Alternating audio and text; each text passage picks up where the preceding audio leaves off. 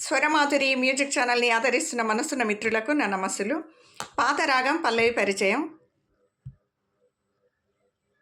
వెన్నెలైనా చీకటైనా చేరువైనా దూరమైనా, వెన్నెలైనా చీకటైనా చేరువైనా దూరమైనా, నీతోనే జీవితము, నీ ప్రేమే శాశ్వతము, ఈ జన్మదో ఈ బంధము, ఈ జన్మదో ఈ బంధము, నింగే నేల సాక్షాలు, ప్రేమకు మనమే తీరాలు.